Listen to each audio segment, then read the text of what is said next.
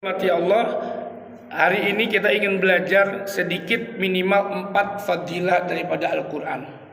Mudah-mudahan sampai. Kalau nggak sampai kita teruskan besok lagi. Masih ada waktu untuk kita belajar. Mudah-mudahan sedikit demi sedikit kita belajar. Insya Allah memberikan kita efek yang luar biasa dalam kehidupan. Ada 4 fadilah. Ada 4 fadilah Al-Quran. Al-Quran jangan menjadi hanya sekedar bukti kita Islam, tapi kita tidak pernah memegangnya, kita tidak pernah membacanya, kita tidak pernah mentadaburinya, kita tidak pernah mentelaahnya. Masya Allah. Apalagi daripada kita menghafalnya. Waduh, hafalkan dikit-dikit. Maka kalau saya di rumah anak-anak santri itu, saya coba hafalkan Al-Fat. Ini Fatih, ini anak-anak yang belajar di rumah, insya Allah Al-Waqiah 1-10 udah hafal, Yasin 1-10 udah hafal. Alhamdulillah. Gitu ya Ustaz Agus ya. Alhamdulillah ya, itu anaknya Pak Agus, alhamdulillah. Pak Haji Erwin yang belum datang nih. Ya. Nah, Bapak Ibu dan rahmati Allah, kemuliaan Al-Quran luar biasa. Bukan hanya untuk dirinya, tapi untuk orang tua. Banyak lagi kemuliaan bukan hanya di dunia, di akhirat pun banyak hadis-hadis Nabi Muhammad SAW yang menggambarkan kemuliaan Al-Quran. Masya Allah. Dikisahkan ada seorang orang tua yang dipakaikan baju sutra yang luar biasa yang tidak pernah ada di dunia. Sutranya langsung sutra made in surga. Jadi sutranya bukan made in London, bukan made in Amerika, bukan made in Australia. Sutranya langsung made in surga, Pak. Masya Allah, tabarakallah. Nah, dipakaikan oleh kepada orang tua yang memang memiliki anak-anak yang sibuk hidupnya dengan Al-Quran. Masya Allah. Plus mahkota yang luar biasa, sinarnya terang tapi tidak menyilaukan. Kurang apa itu? Kurang apa kita semangat untuk belajar Al-Quran untuk kedua orang tua kita? Dan anak-anak kita motivasi untuk Al-Quran. Untuk apa? Untuk masa depan kita di akhirat nanti. Ya. Lalu bertanya orang tua ini, wahai malaikat, apa ini? Ini adalah hadiah dari Allah Subhanahu wa taala, rahmat Allah Subhanahu wa taala, lantaran di dunia waktu itu anakmu semangat belajar Al-Qur'an. Yang menghafalnya, yang membacanya, mentadaburinya, mentelaahnya dan seterusnya. Masya Allah. Bahkan ada lagi sebuah hadis yang menyatakan orang ahli Al-Qur'an akan menyelamatkan 10 yang dia sayang di atas muka bumi. Ya Allah, mana ibuku? Andai kata ibunya ahli neraka, ya Allah selamatkan ibuku lantaran fadilah Al-Quran. Selamatkan ayahku ya Allah kalau memang ayahku menjadi ahli neraka. Selamatkanlah ustadku ya Allah. Selamatkanlah guruku ya Allah. Selamatkanlah saudara-saudaraku ya Allah. Lantaran fadilah Al-Quran. Wow. Kita nggak berdetak nih jantung kita tentang melihat keutamaan Al-Quran ini. Nah, jemaah yang dirahmati Allah, yuk kita masuk fadilah yang pertama. Apa itu fadilah pertama? Tadi mukadimah. Nah, fadilah pertamanya apa? Fadilah pertamanya adalah tidak ada keraguan di dalam Al-Quran sedikit pun, dan dia menjadi bentuk daripada hidayah Allah yang nyata dalam kehidupan kita. Al-Quran surat Al-Baqarah ayat 2. Alif Lam Mim. Yuk teruskan.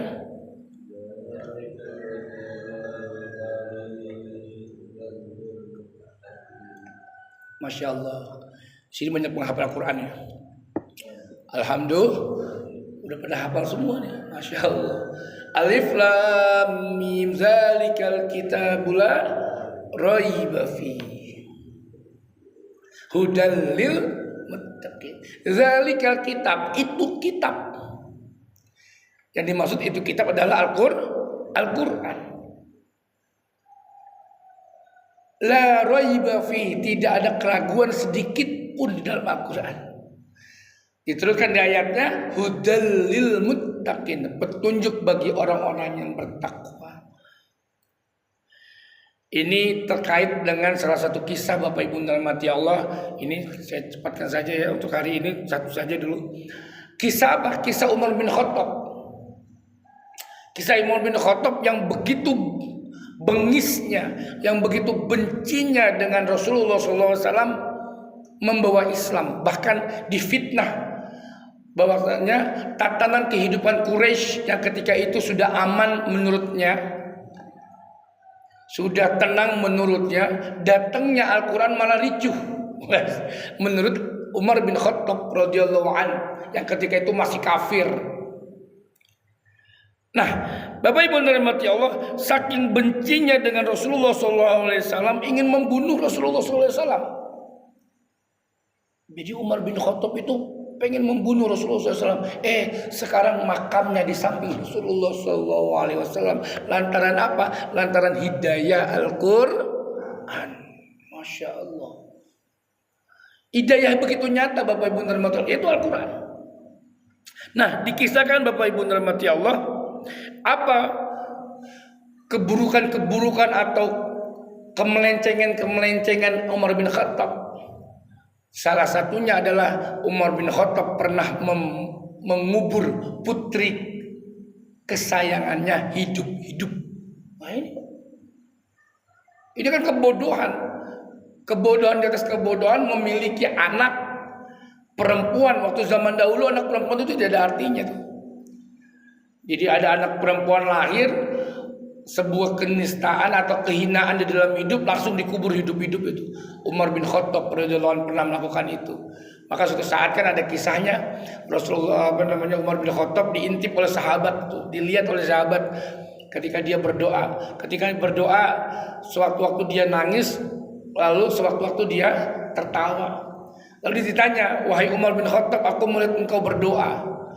Lalu kenapa dalam doamu engkau tertawa, di dalam doamu engkau menangis? Apa dikatakan oleh Umar bin Khattab?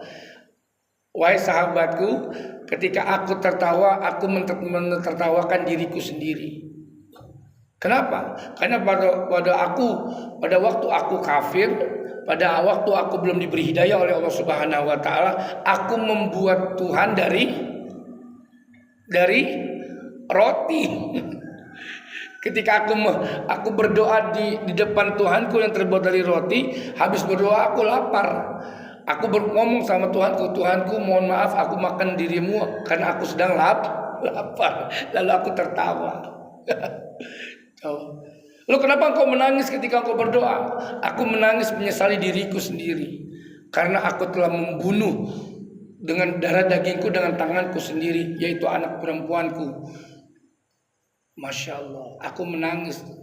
Aku menyesal di hadapan Allah. Aku memohon ampun kepada Allah tentang kebodohanku. Nah, ini Bapak Ibu dirahmati Allah, Umar bin Khattab. Nah, lantaran hidayahnya Al-Quranul Karim, Umar bin Khattab masuk Islam. Dikisahkan suatu ketika Umar bin Khattab mencari Rasulullah SAW, Pak. Jadi kalau Umar bin Khattab megang pedang itu, Pak, kira-kira nih, kalau sudah megang pedang, kalau dia jalan itu jalan kebuka, Pak. Kata Umar bin Khattab ini semacam pendekar lah sekarang ya. Pendekar, bukan pendek dan kekar. Pendekar apa? Pendek dan kekar katanya. Nah, pendekar yang luar biasa gitu. Sabuk hitam lah istilahnya. Nah, Bapak Ibu dirahmati Allah, ketika Umar bin Khattab ingin nyamper Rasulullah SAW, menemui Rasulullah SAW dengan kepentingannya, dengan bengisnya. Mana Rasulullah? Ketemu dengan sahabat Rasulullah namanya Nu'aim bin Abdillah. Siapa? Nu'aim bin Abdillah. Hei Umar, kemana engkau? Aku ingin menemui Muhammad. Ketika itu dia nggak ngomong Rasulullah, tapi dengan ketidaktahuannya, jauh daripada hidayah. Aku ingin menemui Muhammad. Mana Muhammad? Waduh. Ini kurang ajar nggak, Pak? Kira-kira kalau sekarang kita ngomong ke orang yang lebih mulia gitu ya, dengan nama saja kayaknya kita risih, betul nggak sih? Betul ya? Kita nyebut namanya kiai, tapi kita nambut namanya doang. Itu rasanya ada yang ganjel. Umar begitu, Pak. Aku pengen nemui Muhammad. Wah, ini kurang ajar benar.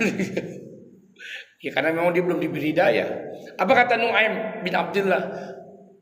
Untuk apa engkau menemui Rasulullah Sallallahu Alaihi Wasallam, wahai Umar? Aku akan membunuhnya karena gara-gara dia tatanan kehidupan bangsa Quraisy, bangsa Mekah itu kacau. Gara-gara Muhammad. Waduh. Dengan Al-Qur'annya, dengan Islamnya dan seterusnya. Lalu kata Nu'aim apa? Jangan engkau ke Muhammad dulu, ke Rasulullah dulu. Engkau datang ke rumah adikmu namanya Fatimah bin Khattab. Siapa namanya? Fatimah bin Khattab. Dan suaminya Sa'ad bin Zaid. Kenapa engkau menyuruhku wahai Nu'aim untuk ke rumah adikku Fatimah bin Khattab? Apa kata Nu'aim? Fatimah bin Khattab dan suaminya Sa'ad bin Zaid sudah masuk Islam. Tambah geram, Pak. Tambah marah.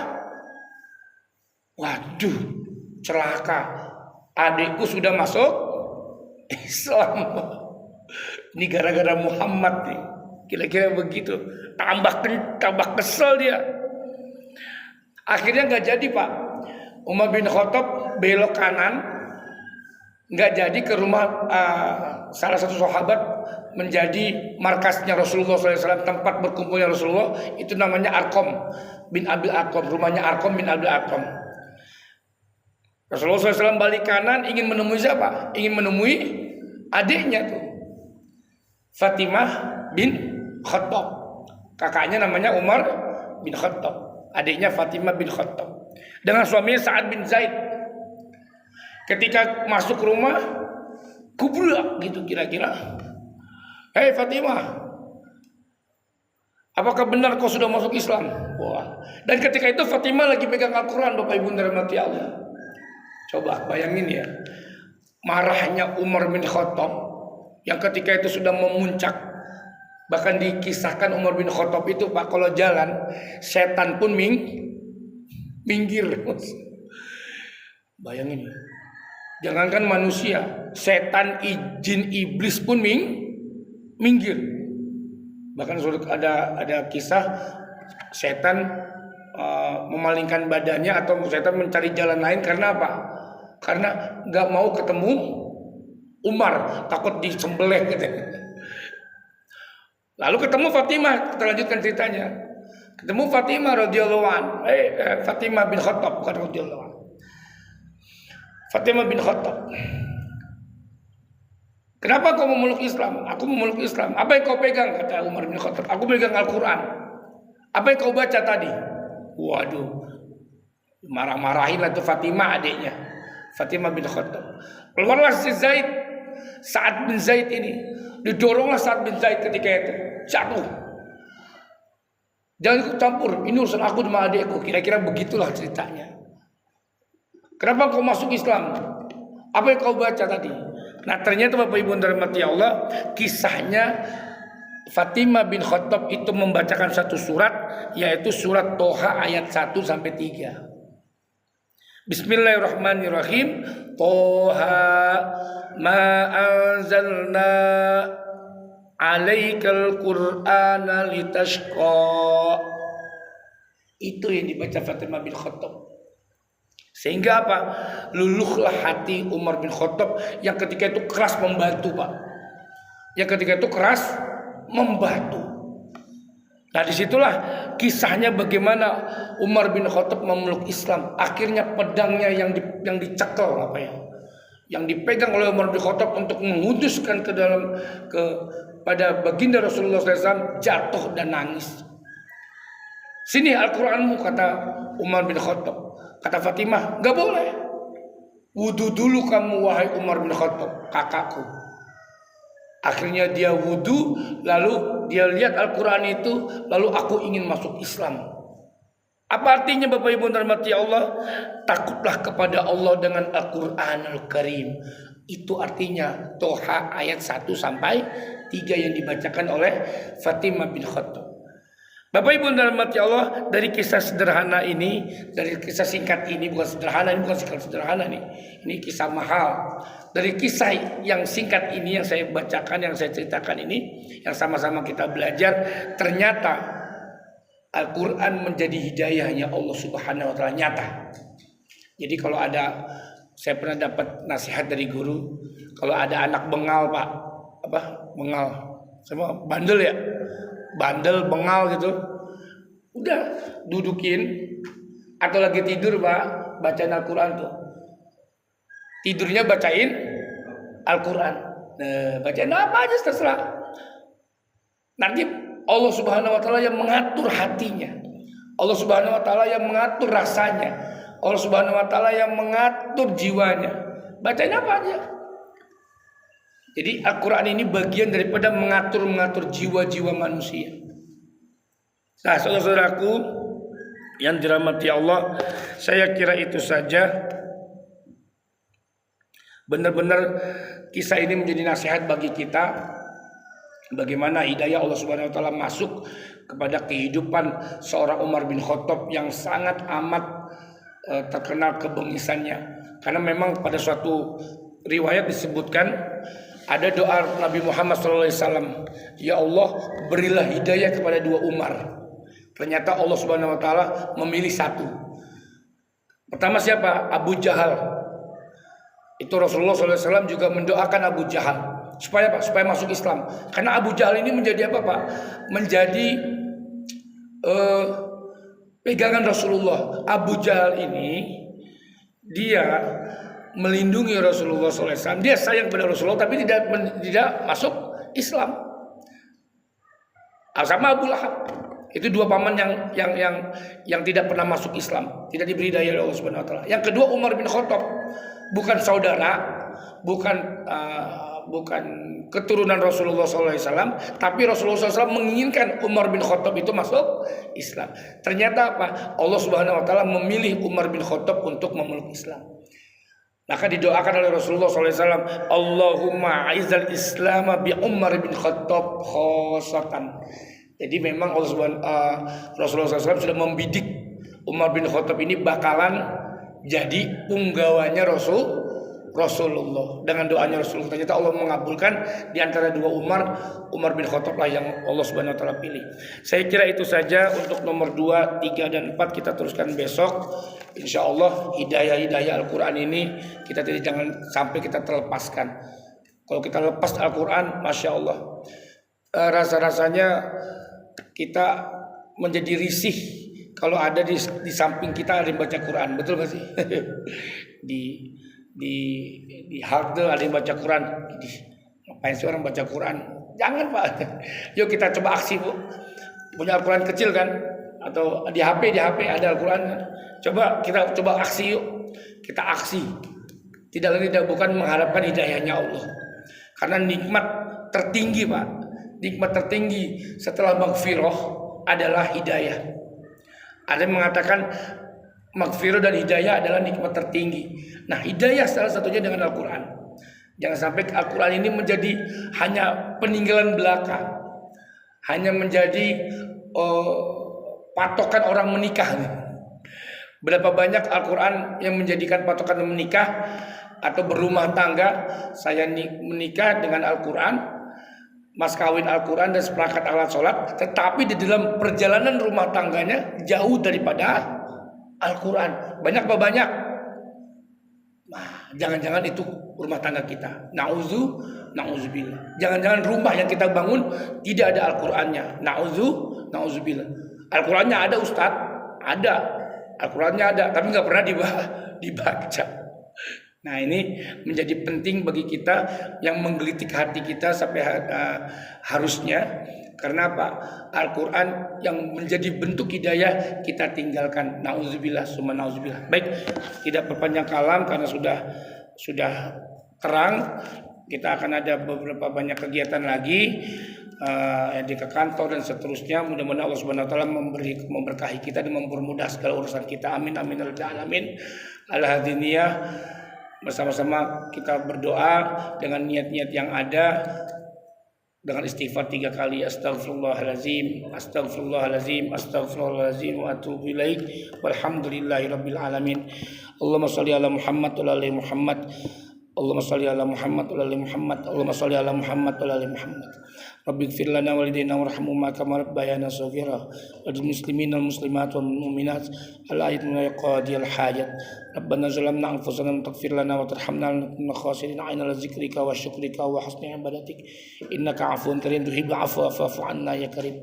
Ya Allah ya Rabb, berilah kami hidayah ya Allah. Lunakkan hati kami ya Allah. Lunakkan hati pasangan hidup kami ya Allah, suami atau istri kami ya Rabb. Lunakkan hati anak-anak kami ya Allah. Lunakkan hati keluarga kecil dan keluarga besar kami ya Allah.